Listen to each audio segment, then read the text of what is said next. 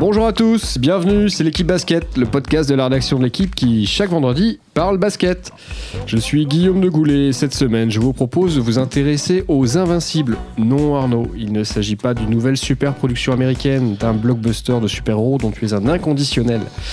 Mais bien des meilleures équipes du moment, sous les paniers. Xavier, Yann, des idées sur les Invincibles, l'identité des Invincibles ? Oui, des idées, oui. D'accord, ça part bien. On en parlera tout à l'heure de Limoges. En NBA, les Invincibles s'appellent les Raptors, les Bucks à l'Est. À l'Ouest, c'est plutôt les Warriors et les Nuggets. Oui, je sais, les Warriors ont perdu cette nuit, mais peu importe. En Euroleague, les Invincibles, c'est plutôt le Real Madrid et le CSKA à Moscou qui, eux, n'ont pas perdu hier soir. Et en France, c'est l'Asvel, Villeurbanne, le club de Tony Parker, qui nous régale en France et en Europe. D'ailleurs, on en reviendra aussi également tout à l'heure. Bref, on va faire un tour complet. Avant de faire un grand écart, mon cher Yann, oui. Parce qu'on va se plonger sur un cas qui nous intrigue, le Limoges CSP, en crise depuis plusieurs semaines, à tel point qu'on se demandera s'il y a un pilote dans l'avion depuis la disparition brutale du président Frédéric Fortet il y a à peine un an. Pour m'accompagner pendant cette grosse demi-heure, un trio affûté comme à ses plus belles années, avec l'incontournable Arnaud Lecomte. Salut Arnaud. Bonjour tout le monde. Le posé Yann Onona. Hello Yann. Bonjour. Et le méticuleux Xavier Colombani. Salut Xavier. Salut à tous. Voilà, vous connaissez le casting, on prend une grande inspiration. 3, 2, 1, début du game. Alors les Invincibles, messieurs, ça vous inspire quoi ? C'est plus fort que les Indestructibles ? C'est plus costaud que les Irréductibles ? Bref, les Raptors, les Bucks, les Warriors, les Nuggets. Pour faire court, quelle est l'équipe qui vous a le plus impressionné en ce début de saison NBA ? On parle de NBA là ? Ah ben oui, après on parle de NBA, oui, les Raptors, les Warriors, les Bucks, on est plutôt outre-Atlantique là pour le moment. Hein, moi j'ai un petit faible, ce serait tellement simple de dire les Warriors, mais j'ai un petit faible pour ce que produisent les Raptors et les Milwaukee Bucks à l'Est, donc les deux meilleures équipes de ce début de saison de la conférence soi-disant la plus faible. Je trouve que les deux équipes produisent vraiment un jeu qui me plaît beaucoup. De ce que j'ai vu, j'avoue franchement que j'ai pas vu tous les matchs, loin de là, mais j'en ai vu quelques-uns et pour chacune des deux équipes, et je suis assez intéressé par ce qu'ils proposent, notamment alors Milwaukee c'est encore un cas un peu différent parce que Milwaukee est vraiment dans la lancée de la saison dernière avec un joueur archi dominant qui est le grec Giannis, je prends mon élan, Antetokounmpo, qui fait partie aujourd'hui probablement des 5 des candidats au titre de MVP à la fin de la saison, des 5 candidats au titre de MVP, oui, je pense. Mais au-delà des Bucks, voilà, moi les Raptors, je trouve ça encore plus intéressant quelque part parce que c'est une franchise qu'on avait laissée un peu en vrac à la fin de la saison dernière après une très bonne saison régulière, mais une fois de plus un gros échec en play-off, sweepé me semble-t-il en demi-finale de conférence. Et avec un gros flop aussi à l'intersaison avec le départ de DeMar DeRozan, donc on avait cassé un peu le duo qui faisait le bonheur en saison régulière en tout cas des Raptors, donc tout le monde s'attendait à ce que ça soit difficile cette saison de relancer un peu quelque chose avec l'arrivée bien sûr de Kawhi Leonard, puisque c'était le but du jeu, le trade entre Kawhi Leonard et DeRozan entre les Spurs et les Raptors. Et au final, c'est eux qui font la bonne affaire finalement, en tout cas pour le moment. On verra sur la durée, bien entendu. Mais voilà, moi je trouve ça intéressant une franchise qu'on avait mis un peu de côté cet été en se disant qu'est-ce que ça va donner, c'est mal barré, et puis finalement c'est très bien, et en plus ils jouent un très très bon basket, très cohérent, voilà, donc c'est mon petit coup de cœur entre guillemets de ce début de saison à l'Est. L'intelligence de Nick Nurse, le nouvel entraîneur qui en même temps n'est pas nouveau au club puisqu'il était assistant de Wayne Casey, c'est d'après moi d'avoir réussi à aller dans la lignée tout en évoluant fortement. L'année dernière on avait un 5 inexpugnable qui était toujours le même, voilà, avec Onanubi, Laurie, DeRozan, Ibaka et Valanciunas. Cette année, il y a plus d'adaptation. Il y a un 5 qui à chaque fois peut changer. Valanciunas est sorti, Ibaka est passé en 5. Ibaka a changé son jeu. On lui demande pas de faire les mêmes choses, de même que Kyle Lowry ne fait pas les mêmes choses. Il distribue beaucoup plus, là où DeMar DeRozan, lui, se crée ses shoots. Là, Kawhi Leonard a besoin d'être mis en position. Il y a une évolution. L'année dernière, on avait à Toronto le banc le plus productif de la NBA. Cette année, c'est pas du tout le cas. Ils sont, je crois, j'ai vérifié 15e ou 16e. C'était très important qu'en gros, les Raptors, à la fois ne jettent pas le bébé avec l'eau du bain, parce que quand même on avait une équipe qui avait fait une magnifique saison régulière, mais qu'elle ne reparte pas dans les standards de l'an dernier pour évacuer un peu ce qui s'était passé en play-off. Et c'est pas facile pour un entraîneur de trouver l'équilibre, et je trouve qu'il y arrive bien. Ils ont une étiquette de loser pour le moment, nos amis Raptors. Brillant en résumé, brillant en saison régulière, et puis absent en play-off. Absent dès que LeBron James est sur leur route, ce qui ne sera pas le cas cette saison a priori.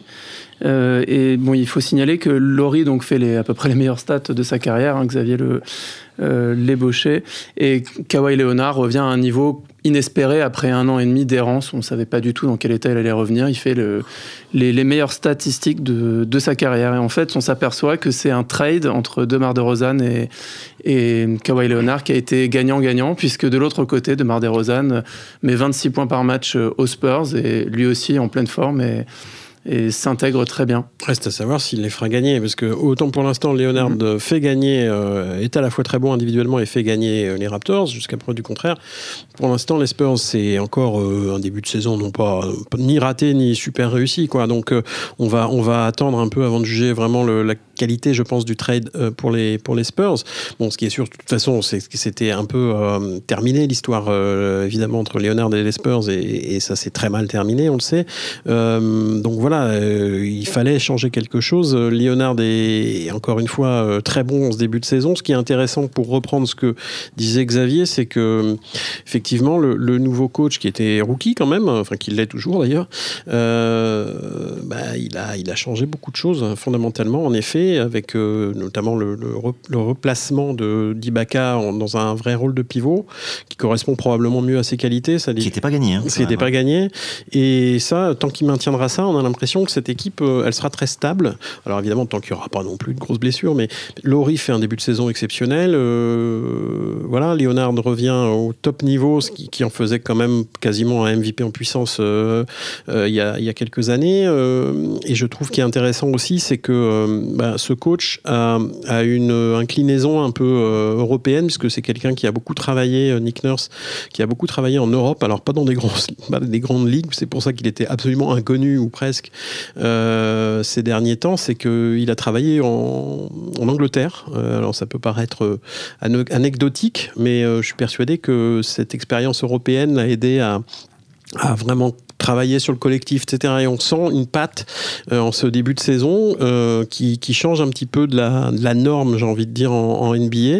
Et voilà, je suis curieux de voir un petit peu ce que ça va donner sur la saison. Il est bien trop tôt pour faire des projections. Quand on parle de losers, ça reste des losers.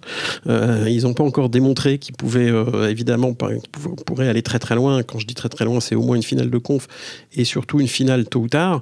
Et pour l'instant, bon, on va attendre. On jurera sur pièce au mois d'avril et au mois de mai, hein, c'est les juges de paix.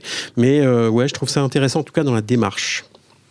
Bon, si j'ai bien compris, les Raptors vous séduisent. Les Bucks, vous n'êtes pas surpris. Les Warriors, évidemment, on les attendait à ce niveau-là, même si Curry là, s'est légèrement blessé la nuit dernière face aux Bucks, justement, dans une surprenante défaite à domicile. Légèrement, on verra. On va attendre de savoir davantage, effectivement. On attend le retour de Marcus Cousins. En revanche, vous me parlez pas du tout des chercheurs d'or, des Denver Nuggets, qui sont 2e de la conférence Ouest. Une équipe qu'on n'a peut-être pas vu du tout arriver en début de saison dans la conférence Ouest, qui est la plus relevée. Les retrouver là, 2 défaites seulement, c'est une surprise pour vous ou pas du tout? Non, vous me faites non de la tête qui se lance. Yann? Je suis pas sûr que ce soit complètement une surprise, hein, vu la fin de saison qu'ils avaient produite. Ça fait 2 ans qu'ils ratent les playoffs lors de la dernière journée. Le dernier match, c'était contre Minnesota, c'est ça? La fameuse finale? Oui, fameuse finale, dernière journée de la saison régulière. Et donc cette année, on est reparti sur les mêmes bases avec donc Nikola Jokic, qui, vous avez sans doute vu des highlights, qui fait des performances extraordinaires, des passes, qui voit le jeu avant tout le monde. Ça donne un jeu d'une fluidité extraordinaire. Il y a Jamal Murray qui a complètement explosé, qui a mis 48 points, je dis pas sur le chiffre. 48, je crois qu'il s'est arrêté à 48. Donc je pense qu'il y a un esprit revanchard par rapport à ce qui s'est passé ces 2 dernières saisons et que fatalement ça soude un groupe et je suis qu'à moitié étonné de ce qu'ils produisent en ce début de saison. La surprise, elle avait été plutôt dans le fait qu'ils n'étaient pas en play-off l'an dernier, à l'intérieur d'une conférence qui effectivement était monstrueuse. J'ai l'impression qu'ils sont favorisés par les nouvelles règles de la NBA, parce que Denver, s'ils ont bien un souci, c'est du côté défensif. Or, cette année, on a un nivellement vers le bas des défenses en NBA. Nikola Jokic, lui, un joueur extraordinaire, mais il se caricature quasiment lui-même. Je veux dire, il shoot quasiment plus. En défense, c'est n'importe quoi. Je faisais un papier la semaine dernière sur les rookies. Si vous prenez les intérieurs rookies, les Jaren Jackson, Marvin Bagley, Mo Bamba, à chaque fois qu'ils ont fait le plus gros match de leur carrière, c'est Denver en face. Je veux dire, c'est aussi simple que ça. Donc, effectivement, par contre, si on est sur le tout-attaque, là-dessus, Denver, c'est très impressionnant. Vraiment très impressionnant. Avec un meneur qui joue pivot, un pivot qui joue meneur, un meneur qui joue arrière, un arrière qui joue ailier. Oui, ça durera pas, en fait. Ça peut pas durer sur le... Si, les règles seront là jusqu'à la fin de la saison. Alors, effectivement, c'est sur les playoffs qu'il va falloir voir quand ça durcit le jeu. Oui, c'est bien trop tôt pour se projeter par rapport à ce qu'on peut espérer de cette équipe, mais c'est vrai que c'est un peu l'équipe qui peut être le poil à gratter un peu de cette conférence Ouest, sachant qu'il y a du monde. Hein. On peut considérer qu'il y a à peu près, même en y incluant les Warriors, 10 équipes pour 8 places, quoi, grosso modo en play-off. 5 peut-être un petit peu détachés, notamment les Los Angeles. Non, je plaisante. Je vais laisser les Lakers dans les prétendants au play-off quand même, mais c'est vrai que Denver n'est pas forcément vu tout de suite dans le top 4-5. Là pour l'instant, ils maintiennent cette position-là. Ils vont probablement faire une saison supérieure à la saison dernière, je pense, en nombre de victoires.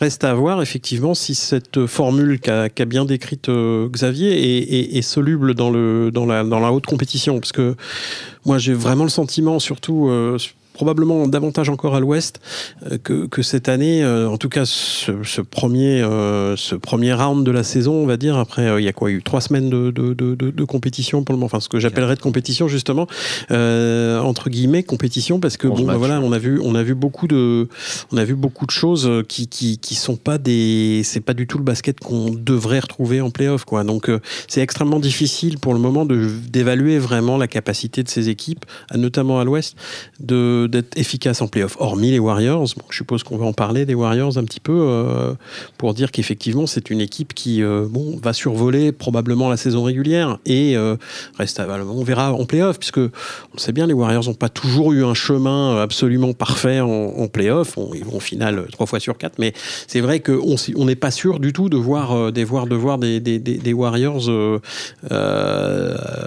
automatiquement titrés aujourd'hui. Je pense que ce qu'on a vu hier soir, par exemple, qu'ils étaient friables sans Draymond Green, oui, effectivement, c'est un rappel aussi quelque part, une piqûre de rappel pour dire attention, le moindre grain de sable peut gripper la machine. Sur un match, oui, sur une série. Oui, mais moi, sur une série, reste à voir. Peut-être vous étonnez, moi je suis inquiet, c'est évidemment pas le mot, mais un tantinet perplexe, alors on va dire, pour les Warriors cette année, parce que ils ont un trio majeur qui est hallucinant, qui nous explose les mirettes, tellement ils font des choses incroyables les uns derrière les autres d'ailleurs. Derrière, ils ont un banc qui ne marque quasiment pas, avec des mecs comme Iguodala ou Livingston qui vieillissent.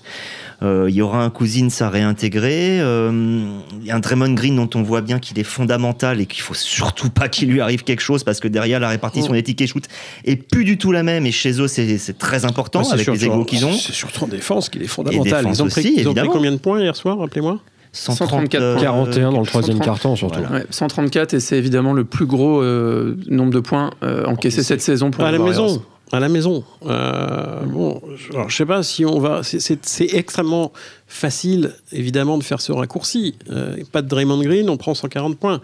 Mais il est évident que ce joueur-là, c'est l'âme de cette équipe. Peut-être davantage encore que Steph Curry. C'est lui qui fournit l'énergie, comme disait Steve Kerr après le match. Alors, il a réfuté tout de suite l'idée de l'excuse de l'absence de Green. Bon, on y croit si on a envie d'y croire, mais il est évident que cet homme-là, s'il est absent, c'est plus du tout la même équipe sur le plan défensif. Et encore une fois, en play-off, il faudra à un moment donné défendre quand même. Même si on a les meilleurs attaquants de la planète, il faut quand même à un moment donné défendre à ce jeu-là. La preuve, c'est que hier soir, voilà, on prend 140 points, on n'en marque pas davantage, donc on perd. Mais contrairement à pas mal d'autres équipes qui essayent de jouer comme les Warriors, quand on arrive en play-off, les Warriors peuvent défendre collectivement, hein, contrairement à d'autres qui passent leur temps à artiller et qui font rien de l'autre côté du terrain. Et il ne faut pas sous-estimer le phénomène d'ennui qui peut toucher une équipe qui est titrée comme ça, qui gagne plein de titres et qui doit passer la saison régulière et attendre le vrai début de la saison. Oui, Kerr parlait hier soir plutôt davantage d'un problème de concentration, de comportement, d'attitude, de manière dont on entre dans le match. Malgré tout, c'était à la maison contre une équipe qui justement est fait partie, on l'a cité, ça aurait dû les motiver, ça. Donc voilà, ils n'ont pas reçu Phoenix ou ils n'ont pas reçu Brooklyn, ou enfin même pas Brooklyn, je suis méchant avec Brooklyn, mais ils ont pas reçu Atlanta. Voilà, on va pas parler de Cleveland, parce qu'il y a quand même toujours probablement un fond de rivalité, mais voilà, donc s'ils sont pas motivés pour la réception de Milwaukee, qui vont pas recevoir 40 fois cette saison, hein, je comprends pas trop, à vrai dire. Donc je pense pas que je crois pas que ce soit suffisant, cette histoire d'attitude. Et oui, sûrement que l'attitude était pas convenable, certainement. Mais je pense encore une fois que l'absence d'un Green et effectivement le manque peut-être de solutions alternatives pour remplacer un blessé comme Green, ça peut peut-être jouer. Alors évidemment, si Green joue toute la saison, il n'y a pas de problème. S'il est blessé de nouveau en play-off, on en reparlera. Pas sous-estimer, pour finir, l'impact de David West, Nick Young ou Javel McGee l'année dernière. Exactement. Et alors il y a Cousins qui va arriver, n'oublions pas, qui devrait rentrer. Mais qui offre une autre équation. Mais exactement, c'est quand même pas la partir ticket shoot, temps de jeu, effectivement. Et puis certes, il a des capacités défensives, mais c'est quand même pas le meilleur défenseur de la planète non plus. Hein. Bon, de la défense, en revanche, on en a vu hier soir, c'était évidemment en Euroleague. On va traverser l'Atlantique pour se promener sur les parquets européens, à côté du Real Madrid et du CSKA Moscou. Le Real qui a été gagné tranquillement au Maccabi Tel Aviv, c'est jamais une performance anodine, 87-66. Et puis Moscou qui a été se balader à Milan, c'était un petit peu plus dur, victoire 90-85, à chaque fois un Français. Au poste d'arrière meneur avec le numéro 1, Fabien Causer au Real Madrid, tenant du titre, Nando De Colo à Moscou. Ces deux équipes sont sur la scène européenne totalement invaincues depuis le début de la saison. Alors on n'a pas joué 30 matchs, bien sûr, mais il y a déjà un écart qui s'est créé. Le Real et le CSKA, c'est les deux meilleures équipes européennes. Qui peut les arrêter ? Alors oui, que ce soit les deux meilleures équipes européennes, sans doute avec le Fenerbahçe Istanbul et un petit peu moindre mesure l'Olympiakos le Pirée. Je vais laisser d'ailleurs mes petits collègues s'extasier parce qu'il y a beaucoup à s'extasier. Moi je vais juste faire le rabat-joie tout de suite. Vas-y. Le calendrier. Le calendrier, il suffit de regarder un petit peu. Pour l'instant, ces deux équipes n'ont pas affronté ce qui se fait de gros jusqu'à maintenant, à part l'Olympiakos pour le CSK, et ils les ont battus de peu en étant menés à la mi-temps. Alors c'est vrai que De Colo avait la migraine ce jour-là. Mais voilà, Fenerbahçe, aucun des deux ne l'a affronté. Panathinaikos, aucun des deux. Barcelone, je crois, aucun des deux. CSK, je crois, a battu Barcelone. Oui, c'est le premier match. Ouais. Effectivement. Olympiakos, Pana, Fenerbahçe, aucun des deux ne les a affrontés. Ils vont avoir... D'ailleurs, on pourra même continuer après sur l'Asbel avec l'histoire de Le Mans et Strasbourg qui vont affronter. En gros, on est au début. Il va y avoir une montée en puissance.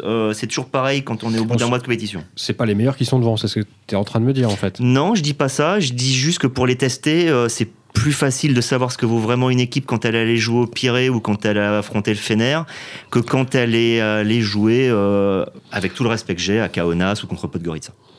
Ouais, bon, en même temps, de toute façon, que le Real Madrid et Moscou soient invaincus, ça fait quand même plusieurs saisons d'affilée qui sont au top du top, et on n'a pas beaucoup de doutes sur le fait qu'ils seront à l'arrivée également cette saison, parce que l'Euroleague est un peu figé depuis quelques années. Il y a sur les 4 invités du Final Four, il y a toujours un trublion, mais il y a trois monuments, et souvent ce sont les mêmes. Je serais surpris quand même que Moscou et Madrid soient pas au Final Four cette année, parce qu'ils ont des effectifs encore intouchables ou quasiment intouchables pour toutes les équipes adverses, hormis en effet Fenerbahçe. Pour Olympiakos, là je suis un peu circonspect, davantage que je ne l'étais en début de saison. Je suis pas certain qu'ils aient l'équipe pour cette année pour aller en quart de finale, certainement. Pour aller plus haut, je ne suis pas certain. Voilà, donc non, je pense quand même que le Real et Moscou sont actuellement les meilleures équipes européennes, sans discussion, ont très bien démarré leur saison. Alors le calendrier, oui, effectivement, on verra avec le temps, mais ils pouvaient difficilement faire mieux de toute façon, sachant qu'il y avait un match piège sans De Colo la semaine dernière, même si il a débuté le match, mais c'est le premier match de sa carrière, je crois. À 0 point. À 0 point. Ils ont quand même gagné à la maison contre Olympiakos. Voilà, ça situe quand même une équipe. Il y a de la marge. Le Real joue un peu à sa main. Hier, ils ont fait un match incroyable en défense, alors qu'ils avaient pris 100 points le week-end dernier contre Andorre en championnat d'Espagne. Ils se sont fait surprendre. Là, je crois que Maccabi était à 23 points à la mi-temps, me semble-t-il. 23 points à la maison. Donc ça veut dire que ça défendait un tout petit peu en face. Plus que les Warriors hier soir, oui. Oui. C'est ça. Donc, ça défend souvent plus en Euroleague. Oui, un petit peu. J'ai remarqué aussi. Un petit peu. Ouais. Donc voilà, donc j'ai pas beaucoup de doutes. Il y a un effectif monstrueux. Ils ont récupéré pour la saison Sergio Llull, qui avait quasiment pas joué. Alors il était revenu au meilleur moment l'année dernière pour le Final Four, mais sans Llull, ils avaient déjà dominé la saison. Voilà, et maintenant qu'il est revenu, alors certes ils ont perdu Doncic, on est bien d'accord, mais enfin ils ont un effectif à rallonge, ils ont 15 joueurs, c'est impossible qu'ils se plantent, je peux pas le croire. Il faudrait une hécatombe. Et du côté de Moscou, on connaît la solidité de cette équipe, notamment en saison régulière, parce qu'ils dominent régulièrement les saisons régulières, régulièrement, c'est le cas de le dire. Il n'y a pas de raison du tout que ce soit pas le cas cette année, quoi. Surtout que les deux clubs affichent, je pense, les deux plus gros budgets, avec Fenerbahçe sans doute, sont dans le top 3. Oui, c'est donc, ça. Oui. Et qu'il y a une stabilité des effectifs de part et d'autre. Quasiment, ils ont retouché qu'à la marge. Donc, mais c'est peut-être ça d'ailleurs l'une des... C'est le secret, bien sûr. Voilà. C'est le secret, c'est évident. Qui traverse les... Moscou a changé 2 joueurs, et encore, c'était pas des joueurs archi majeurs, c'est Léo Westerman et Vitaly Fritzon qui sont partis pour... Madrid, c'est pareil, ils ont fait 2 retouches. Bon, Luka Doncic quand même qui perdent, mais ils récupèrent Llull à 100%, donc quelque part ça s'équilibre, et il y a 1 ou 2 petites retouches à la marge, Prepelic qui arrive, bref. Gabriel Deck. Et puis à l'intérieur, ils ont 6 joueurs. Honnêtement, je pense qu'il y a des raquettes NBA qui sont beaucoup moins fortes que la raquette du Real Madrid. Donc voilà, le secret, effectivement, c'est le maintien des coachs, c'est le maintien du staff, c'est le maintien du noyau dur, des petites retouches au coup par coup. Alors ça peut pas durer 10 ans, évidemment, mais sur 2, 3, 4 ans, ça garantit quand même une forme de stabilité en termes de résultats, quoi. Ça explique aussi la domination actuelle de Villeurbanne, la réussite actuelle de Villeurbanne en championnat de France et en Eurocoupe. Parce qu'on est un petit peu... Tu nous en parles, hein, Arnaud, dans le journal de samedi, hein, un papier qui explique le début de saison à la différence que l'Asvel, de Villeurbanne. Si elle n'a pas énormément retouché son effectif, a tout de même changé son meneur et son pivot. On sait à quel point ça compte dans une équipe. Et puis surtout, ils ont changé de coach. Voilà, et la plupart des gens qui observent un peu le début de saison remarquable de l'Asvel n'ont que ce mot-là à la bouche, c'est l'entraîneur. C'est la patte de Zvezdan Mitrovic qu'on avait déjà pu apprécier à Monaco, même s'il n'a toujours pas gagné le titre de champion de France. Mais il a gagné 3 saisons régulières et 3 Leaders' Cup d'affilée, plus une place en finale européenne. de la Ligue des Champions, qui n'est pas l'Euroleague certes, mais qui est quand même une Coupe d'Europe où il n'est pas forcément évident d'aller en finale. Donc cette touche Mitrovic, elle est évidente dans la réussite de ce début de saison de l'Asvel. Elle a pas, notamment sur le plan défensif, on sait que c'est un élément qui était assez fondamental dans la réussite de Monaco ces dernières années, et il applique exactement les mêmes recettes avec en plus un excellent jeu collectif offensif où tous les joueurs sont impliqués, où il n'y a pas un soliste ou deux comme il y avait l'année dernière entre Slaughter et Robertson, souvenez-vous. Cette année, je crois, j'ai regardé, il y a sur les 14 matchs disputés, je crois qu'il y a 8 meilleurs marqueurs différents à chaque fois. Enfin, sur les 14 matchs, il y a 10 joueurs différents qui ont été meilleurs marqueurs de l'Asvel. Donc c'est bien la démonstration qu'il y a un partage des responsabilités, des minutes et des tickets de shoot qui est très très intéressant. Ce qui faisait déjà Monaco. Malgré les blessures. Depuis le début de la saison, l'Asvel est touché par... Oui, ce qui est impressionnant, c'est qu'en fait, l'Asvel défend même quand Charles Cahudi n'est pas là, alors que Charles Cahudi est le capitaine et celui qui impulsait qui incarne la défense à Villeurbanne. Depuis plusieurs années. Et dans le monde, d'ailleurs, également. C'est ça. C'est lui qui défendait sur Steve Nash ou quoi? Non, c'était Makan Dumassi. Mais c'est un peu son... C'est un peu le... Il y a un truc comme ça. Il y a une phrase qui, je trouve, résume l'impact de Mitrovic sur son groupe. C'est celle du pivot sénégalais Kadim Sow après la victoire sur Valence récente, qui est quand même un très beau succès. Mardi soir. Voilà, il était pivot titulaire et il a dit après le match, c'est sa déclat juste d'après le match où il dit... on a un coach qui nous fait confiance, qui nous pousse et grâce à ça, j'étais absolument pas stressé au moment de rentrer sur le terrain. Kadim Sow, faut quand même rappeler que c'est quelqu'un qui commence à jouer au niveau professionnel réellement cette année. L'année dernière, il était encore pas utilisé. Là, il était face à Valence, une ex-équipe d'Euroleague, avec en face Louis Laberry, qui est un international français, un des meilleurs joueurs de championnat de France l'année dernière, un mec qui voyait du banc. Et voilà, je trouve que cette phrase, elle résume tout.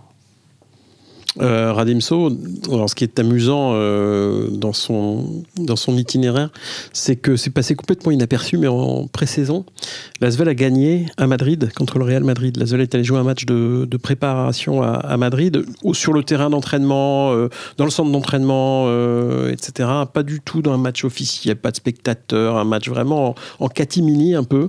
Une sorte de scrimmage, effectivement, de match donc sans forcément toutes les règles habituelles du basket FIBA, mais enfin bon, malgré tout un vrai match, et c'est Radim Sow qui a mis le panier victorieux au buzzer. À 6 mètres, je crois, voire à 3 points, je me souviens plus trop, mais enfin, en tout cas, à distance.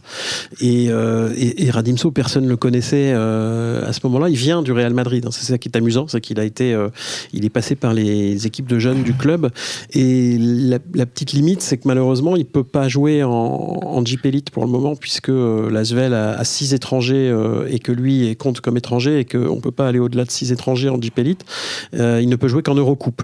Et avec les blessés qui devraient rentrer petit à petit, Livio Jean-Charles notamment, Alpha Kaba, qui devrait amener encore du volume athlétique, de la profondeur de banc à cette équipe, Radim Sow va probablement perdre beaucoup de temps de jeu, mais tout ce qu'il a grappillé depuis le début de saison, c'est du bonus pour la suite de sa carrière. Et puis cette histoire, cette anecdote contre le Real Madrid, c'est un beau symbole du shift qu'est en train d'opérer l'Asvel pour essayer de devenir une future équipe d'Euroleague. C'est un clin d'œil. C'est la seule équipe qui a battu le Real Madrid hors championnat d'Espagne cette année. C'est ça.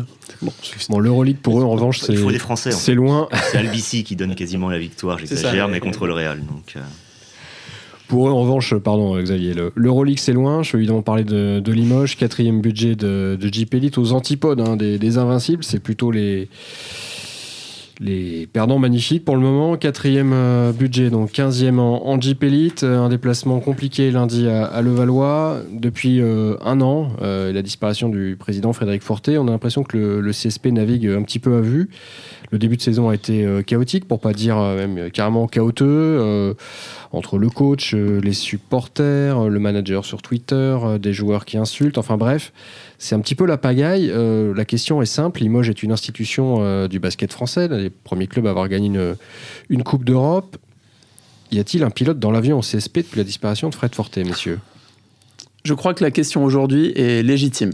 En tout cas, elle est légitime. C'est sûr que la disparition de Frédéric Fortet, elle n'est pas passée comme ça. C'est quelqu'un qui incarnait le club, c'était la voix du club, et après sa disparition, forcément, tout s'est réorganisé autrement autour de plusieurs personnes, plusieurs personnages. Donc il y a le directeur sportif Olivier Bourguin, le président Yuri Verieras, qui était l'ancien bras droit de Forte, le conseiller spécial Manuel Dias, Jean-Léonard Picot. Enfin, il y a toute une galaxie de gens qui aujourd'hui se partagent un peu la direction du club.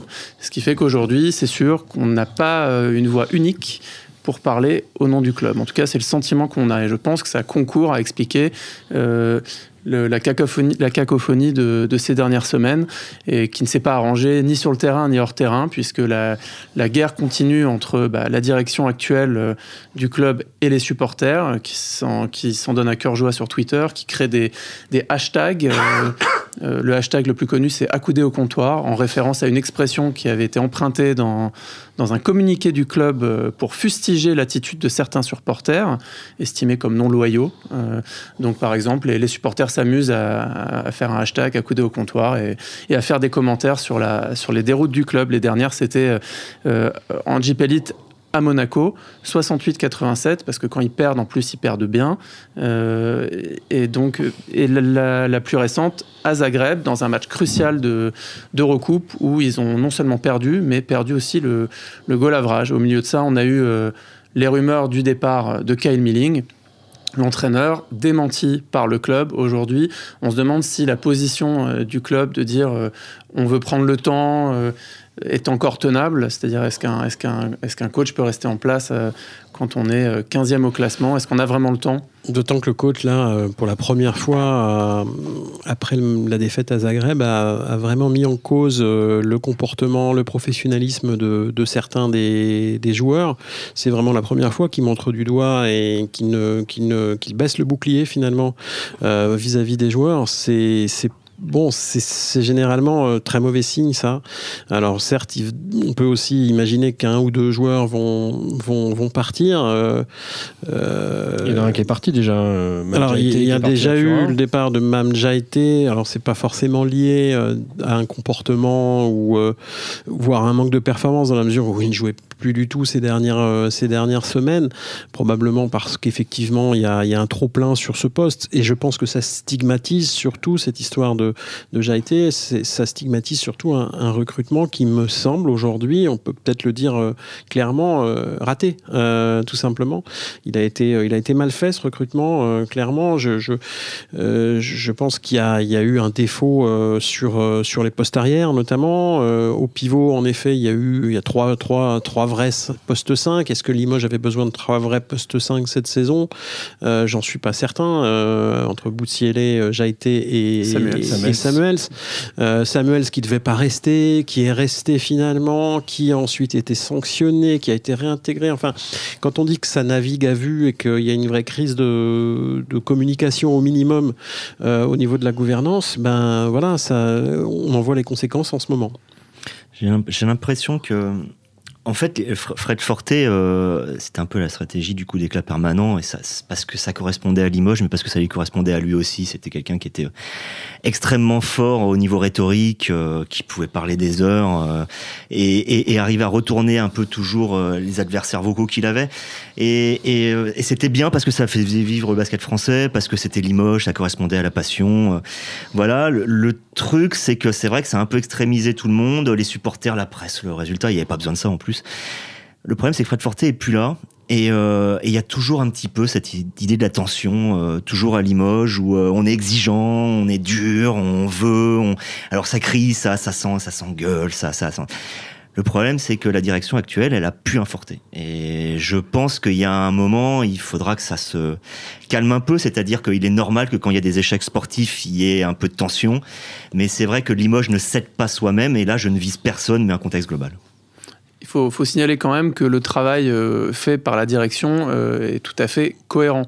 Il y a un certain nombre de choses qui sont positives. Faire un projet autour de jeunes Français en donnant du temps de jeu à des Français, ils l'ont dit, ils le font, ils assument. Ça vient aussi avec des risques.